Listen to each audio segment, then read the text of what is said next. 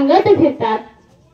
मग मला सांगा, तो म्हणतो की मला यांनी सांभाळलं, पण त्याला माझे साधू संत प्रश्न विचारतात की अरे बाबा, तुझा जन्म झाल्यानंतर तुला तुझ्या नातेवाईकांनी सांभाळलं, ठीक आहे बाबा, पण ऐक ना, तू जेव्हा तुझ्या आईच्या पोटामध्ये होता तेव्हा तुला काका नव्हता, मामी नव्हती, मोठा भाऊ नव्हता, आजी नव्हती, अरे तेव्हा तुला कोणी सांभाळलं? तर महाराज, सांभाळणारा तो परमात्मा आहे. विचार करा ना, जशी जशी बाळाची भूक वाढते ना, तशी तशी तो परमात्मा दुधाची निर्मिती करतो. बाळा दूध कोण करीते उत्पत्ती, वाढवी श्रीपती सवे दोन्ही. आपलं पालन पोषण करणारा तो परमात्मा आहे. तो कोणालाही मरून देत नाही. एवढंच नाही तर त्या बागेमध्ये विचार करा ना, बागेमध्ये आपण गुलाब लावतो, त्या गुलाबांची आपण काळजी घेतो, त्यांना वेळेत पाणी देतो, खत वगैरे घालतो आणि सर्व प्रकारचं केल्यानंतर ते गुलाब छान असे टवटवीत फुलतात. पण कधी कधी जर त्या गुलाबांना आपण वेळेवर पाणी नाही दिलं तर ते गुलाब सुकून जातात. म्हणजे एवढी काळजी जरी घेतली आणि वेळेवर जर पाणी दिलं नाही तर ते गुलाब सुकून जातात. कुठले गुलाब? बागेतले गुलाब. पण ऐका ना, भर वैशाखामध्ये, भर उन्हाळ्यामध्ये एखाद्या डोंगरावर एखाद्या कपारीला झाड असतं आणि भर वैशाखामध्ये देखील त्याला पालवी फुटते. त्याला पाणी घालायला आपण जातो का? अहो नाही ना जात. फुटती तरुवर उष्ण काळ मासी, जीवना तयासी कोण घाली. त्याला जीवन घालणारा, त्याला पाणी घालणारा तो परमात्मा आहे. अशा प्रकारे तो परमात्मा सर्वांचा सांभाळ करतो. म्हणून जीवन जगत असताना पहिली गोष्ट स्वतःचं मरण आणि दुसरी गोष्ट तो परमात्मा आपल्याला मरेपर्यंत जगवतो. म्हणून त्या देवाला आपण कधीच विसरू नका. आणि ऐका, मरणाचा जर विचार केला ना तर मरण हे कधीच कोणाला चुकत नाही. एक उदाहरण सांगते. गरुड सर्वांना माहिती आहे. कोण गरुड? भगवान विष्णूंचं वाहन म्हणजे गरुड. त्या गरुडाची आई एकदा आजारी पडली आणि गरुडाची आई आजारी पडल्यानंतर तो गरुड दररोज आपल्या आईकडे जायचा आणि म्हणायचा की आई, अगं आज कशी काय तब्येत आहे? आई म्हणायची की बाळा, अरे तब्येत तर आज कालच्या पेक्षा खालवली. पुन्हा दुसऱ्या दिवशी गरुड आपल्या आई जवळ जायचा, म्हणायचा की आई, अगं आज कशी काय तब्येत आहे? आई म्हणते की बाळा, आज तर कालच्या पेक्षा खालवली. पुन्हा तिसऱ्या दिवशी गरुड आपल्या आई जवळ गेला आणि आईला विचारू लागला की आई, अगं आज कशी काय तब्येत आहे?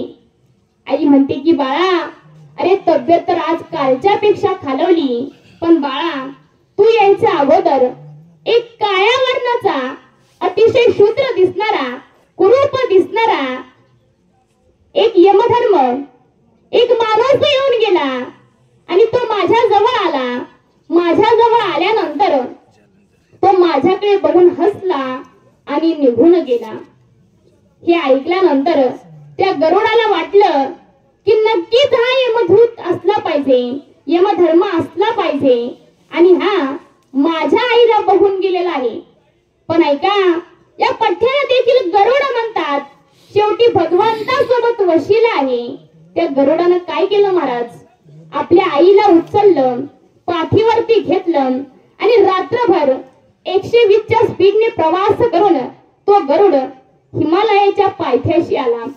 हिमालयाच्या पायथ्याशी आल्यानंतर हिमालयाच्या पायथ्याशी जी गुहा आहे त्या गुहेमध्ये त्या गरुडाने आपल्या आईला खाली उतरून ठेवलं.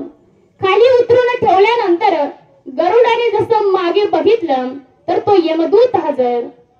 आणि यमदूताला बघितल्यानंतर आई म्हणते की बाळा, हे बघ, हाच होता, हाच काल आला होता. याने माझ्याकडे बघितलं आणि हसला आणि निघून गेला.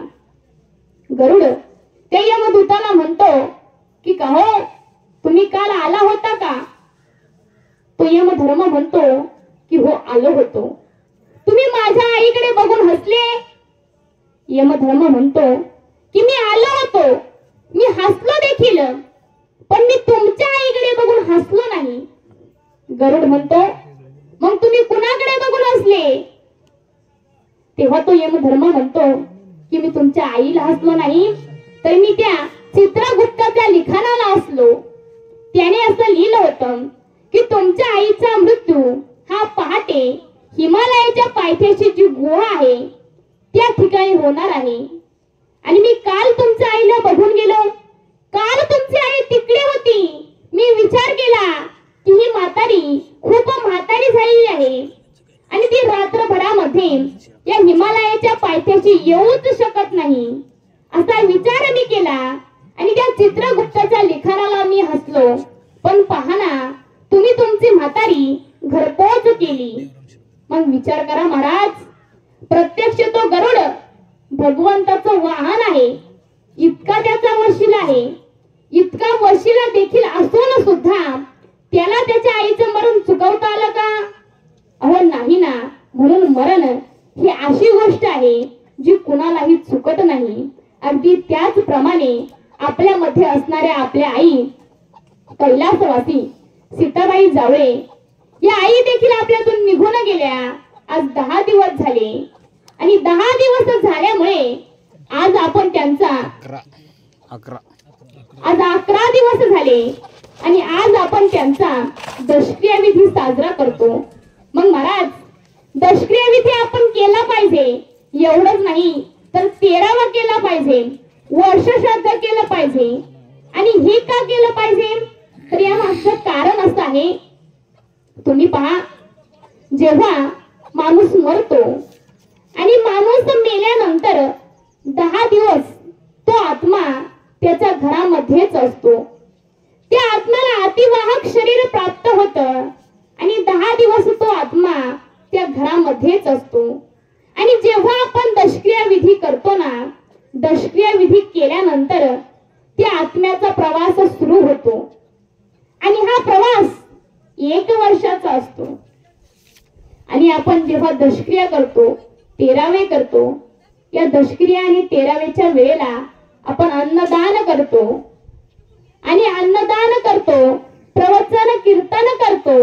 याचं जे पुण्य आहे ना, ते हा आत्मा जेव्हा 1 वर्षभर प्रवास करतो आणि प्रवास केल्यानंतर आपण इकडे वर्ष श्राद्ध साजरा करतो.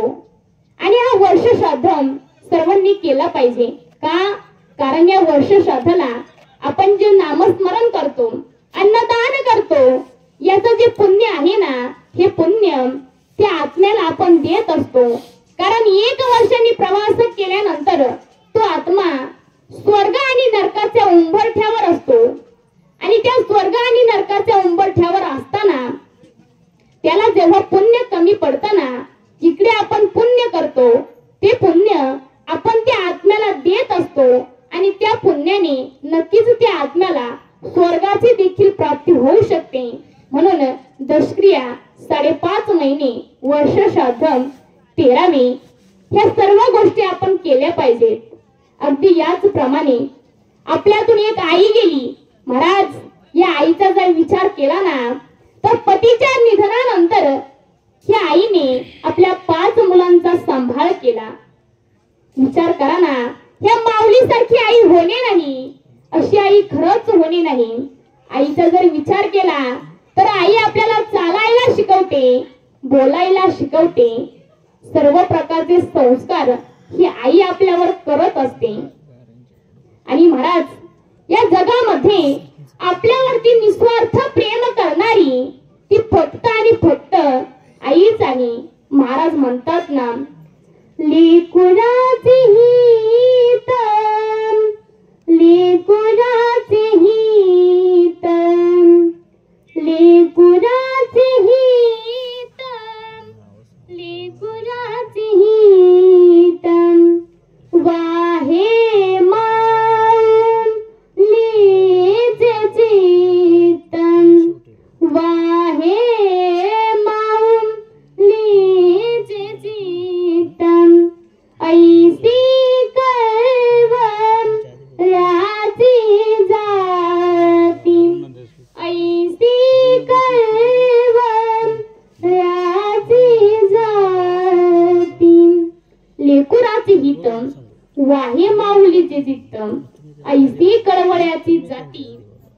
अभावी न प्रीती, लाभाशिवाय प्रेम करणारी फक्त आणि फक्त ही आईच आहे. आणि या कुटुंबातून आज एक आई निघून गेली. या आईची उणीव खरं म्हणजे त्या मुलांनाच माहित असेल की ज्यांची आई आहे, ज्याचे आई वडील जातात ना, त्याचं दुःख फक्त त्या मुलांनाच होत असतं. आणि त्याचप्रमाणे या आपल्या कुटुंबातून या आपल्या आई निघून गेल्या. आणि खर तर त्यांच्या मुलांना द्यावे तेवढे धन्यवाद थोडे, कारण आज या ठिकाणी दशक्रिया विधी आहे. सर्वजण पाहुणे मंडळी जमलेले आहेत. या ठिकाणी प्रवचन देखील आहे, म्हणजे नामस्मरण झालं, अन्नदान देखील आहे. नक्कीच या आईच्या आत्म्याला पुढे उत्तम गती मिळेल यात काही संशय नाही. मग महाराज, ज्याचा जन्म झालाय त्याला मरावंच लागतं. ज्ञानोबराय म्हणतात